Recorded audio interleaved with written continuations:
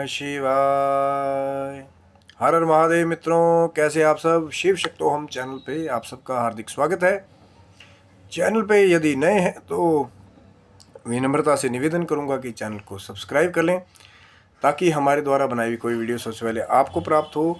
Video में दिखाई जाने वाली जानकारी यदि आपको अच्छी लगे तो ज़रूर लाइक करें, शेयर करें, चैनल को सब्सक्राइब रखिएगा। तो और भी चैनल पे बहुत सारी ज्ञानवर्धक वीडियोज़ हैं, आप उनको भी चेक कर सकते हैं। और बहुत सारी वीडियोस यदि आपका प्यार मिलता रहेगा तो आने भी वाली हैं।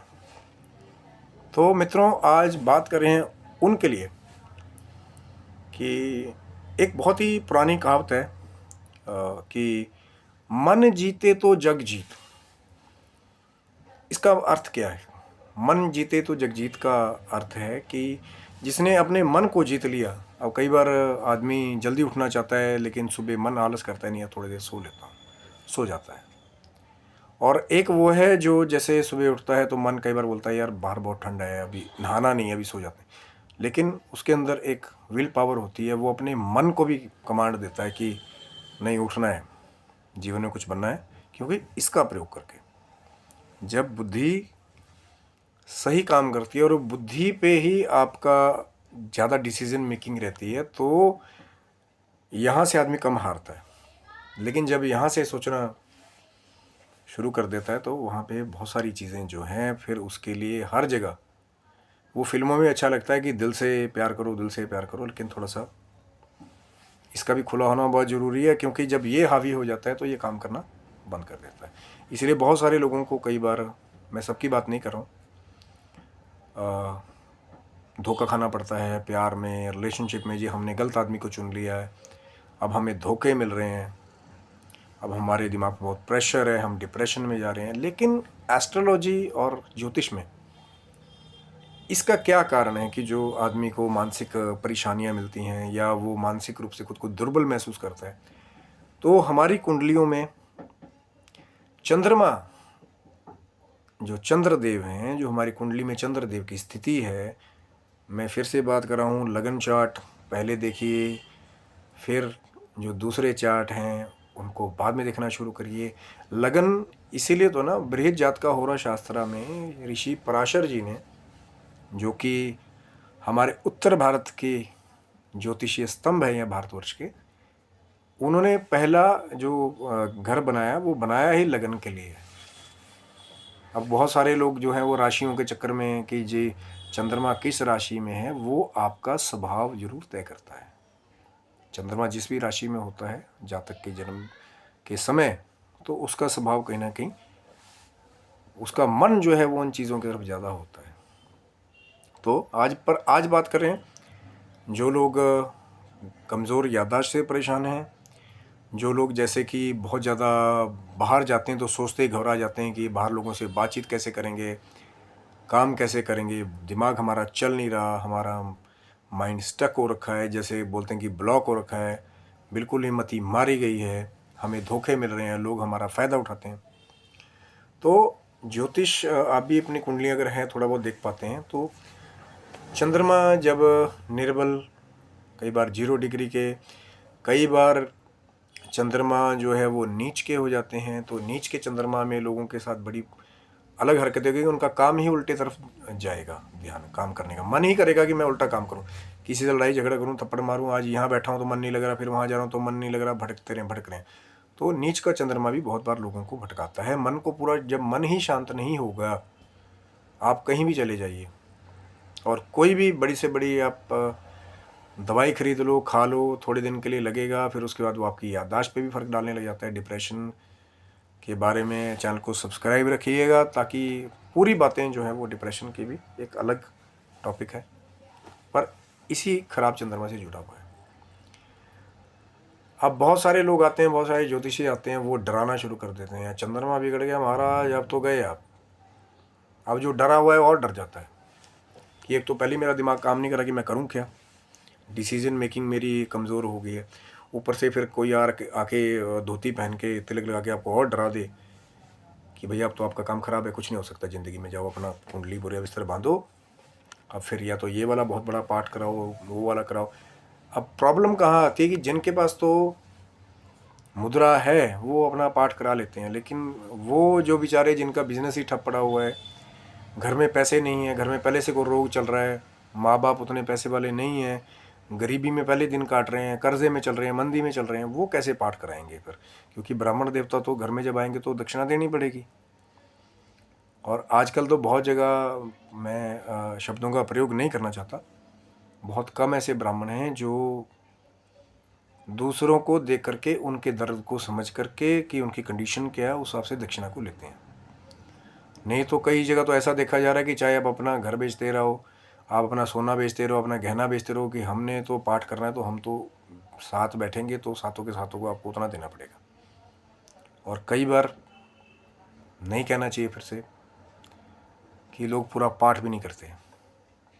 अब आप तो देख रहे हैं कि ब्राह्मण देवता बैठे हैं या माला पे जाप चल रहा है, कितनी मालाएं कर रहे हैं, नहीं कर रहे हैं पूरा, अगर 1.25 लाख का पाठ रखा है 1.25 लाख कर रहे हैं, नहीं कर रहे हैं, उसका आप कभी भी अंदाज़ा 6 महीने तक तो उसका संकेत भी नहीं होता। क्योंकि ऐसा कहते हैं कि जो आप पाठ करवाते हैं तो 3 महीने 6 महीने तक उसके रिज़ल्ट होने के चांसेस होते हैं।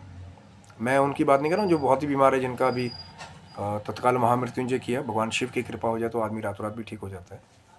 लेकिन बात वही चल रही है कि खराब चंद्रमा को, जिनके पास धन नहीं है, मुद्रा नहीं है, पहले बेचारे फंसे हुए हैं, दिमाग काम नहीं कर रहे, वो कैसे उसके बारे में काम करें? तो उनका सीधा सा उपाय है कि शंकर जी की शरण में चले जाओ।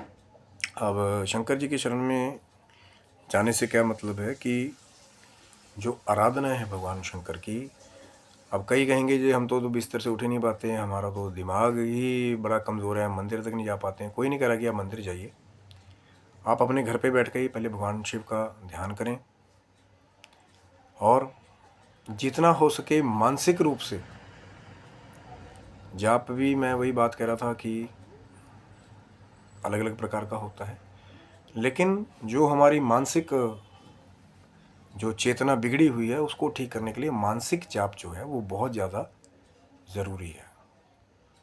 और ऐसा भी कहा जाता है कि पिछले जन्म में जो बहुत ज़्यादा दूसरे में गलत सोचते हैं, उन्हीं को मानसिक विकृतियाँ ज़्यादा होती हैं अगले जन्म में जा कर के। तो जो हो गया बिगड़ गया उसको तो हम वापस नहीं कर सकते, वो कर्म फल तो आपको भोगना पड़ेगा। लेकिन जिनकी गाड़ियाँ अब ख़राब हो रखी हैं उसको ठीक कैसे करना है?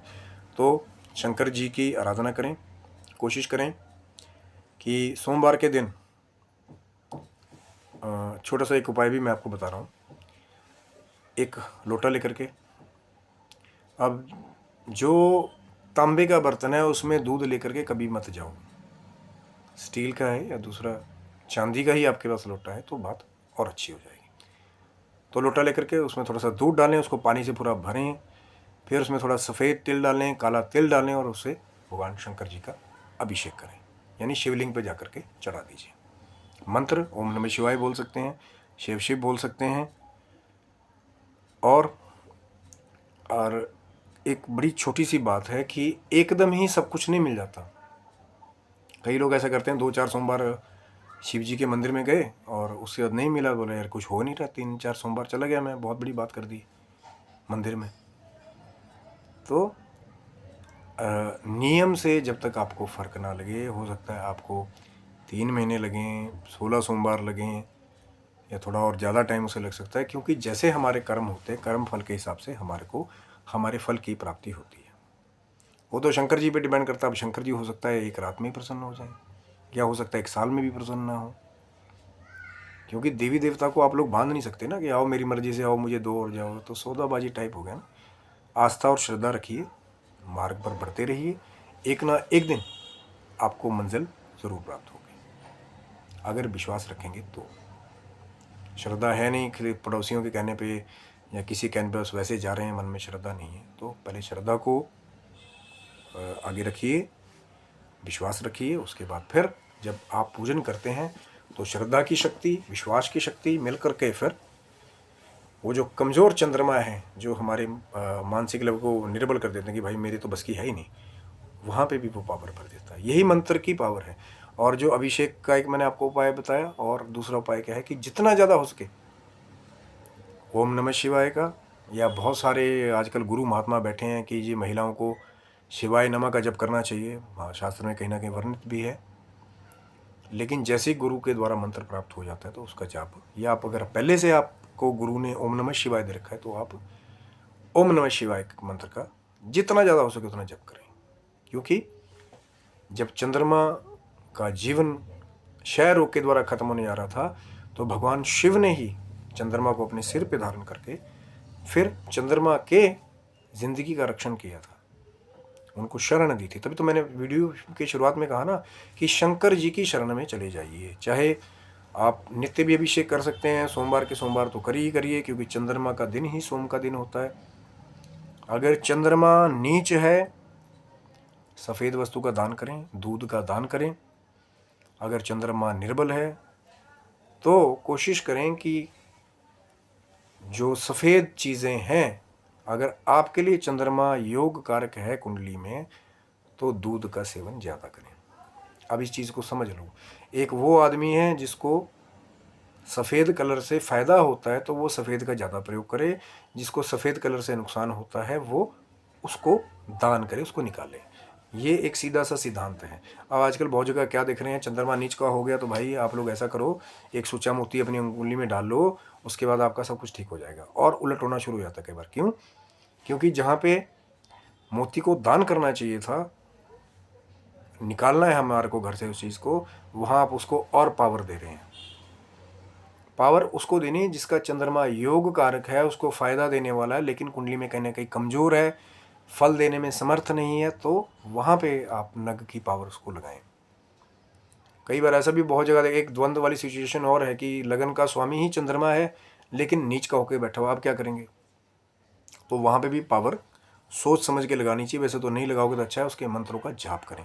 क्योंकि जब आप शिव के मंत्रों का जाप करते हैं तो चंद्रमा जो स्वतः भगवान शंकर की शरण में है वो कहीं ना कहीं ठीक होना शुरू हो जाता है। घर पे रह के भी, चाहे आप सोते हुए ओम नमः शिवाय का जाप करें, हम जी नहाए नहीं हैं तो मानसिक जाप करें।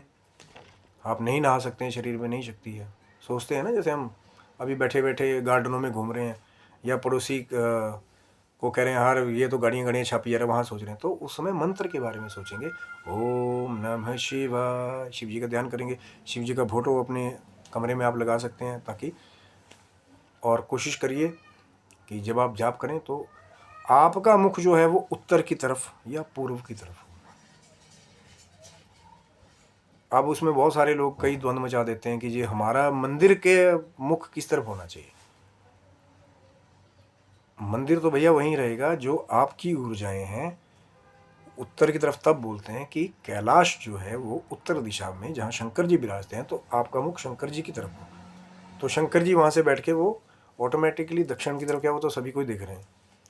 लेकिन आप इंसान हैं, आप प्रकृति के नियमों के साथ बंधे हुए हैं, वो परमात्मा हैं, वो इन चीज़ों से ऊपर है। इसीलिए उनके लिए सब दिशाएं सही हैं, हमारे लिए भी सब दिशाएं सही हैं, लेकिन अलग अलग सेक्शन बनाए हुए हैं ना अलग अलग चीज़ों के लिए। अब बाथरूम में जाके तो रोटी नहीं बना सकते, किचन बनाया ना खाना बनाने के लिए किचन, नहाने के लिए वॉशरूम, पढ़ने के लिए स्टडी रूम, और पूजा करने के लिए पूजा का रूम किस दिशा में होना चाहिए, इसका भी एक रोल पड़ता है। हाँ, जिस बेचारी कोई मजबूरी है, कोई रेंट पे रह रहा है, अपने हिसाब से नहीं बना सकता है, वो भगवान को भी दिखाई देता है। लेकिन जिनके पास जगह है, जो बना सकते हैं लेकिन बनाना नहीं चाहते, उनको जरूर करना चाहिए। तो जिनका चंद्रमा कमज़ोर है वो शंकर जी की आराधना करें, ओम नमः शिवाय मंत्र का जप करें, और जब थोड़ा थोड़ा करके आपको बल हो जाएगा तो एक और सुंदर उपाय है शिव सहस्त्रनाम का, वो भी कर सकते हैं। एक बहुत अच्छे एक नॉलेजेबल, जिसे आप गुरु भी कह सकते हैं, वो उनके बहुत अच्छे वीडियोज़ हैं यूट्यूब पे भी, उन्होंने भी एक उपाय बताया हुआ है कि शिव सहस्त्रनाम का पाठ करें, और उसके द्वारा भगवान शंकर जी का अभिषेक भी आप कर सकते हैं अगर टाइम है आपके पास तो। कि जो लोग कहते हैं हम फ्री हैं, हमारे पास टाइम ही टाइम है, हमारे को नौकरी नहीं लग रही, पढ़ाई में मन नहीं लग रहा, स्कूल भी छूट गया, तो वो तो कम से कम वो काम करें।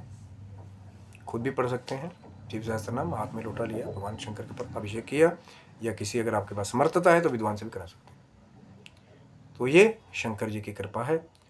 तो ये था मित्रों वीडियो कमज़ोर चंद्रमा वालों के लिए, या निर्बल चंद्रमा वालों के लिए, या नीच चंद्रमा वालों के लिए। पर इसमें थोड़ा आप चैनल को सब्सक्राइब रखिएगा कि हो सकता है कि डिटेल में कि सिर्फ कमज़ोर चंद्रमा, स्थितियाँ, उपाय नीच का चंद्रमा स्थितियों उपाय, तो हो सकता है अगर आपका प्यार मिलेगा तो आगे भी वो वीडियो बनाया जाएगा। कमेंट बॉक्स में आप कमेंट करके बता सकते हैं कि किसके ऊपर वीडियो बनाया जाए। कोशिश की जाएगी, भगवान शिव की, माँ पार्वती की कृपा होगी तो उस पर वीडियो बनाने की। तब तक आप स्वस्थ रहे, मस्त रहे, भगवान शंकर जी की और माँ पार्वती की कृपा आपके समस्त परिवार के ऊपर बने रहे और आप अपने जीवन की भौतिक और आध्यात्मिक उन्नति की ओर अग्रसर होते रहें। हर हर महादेव, जय माता दी मित्र।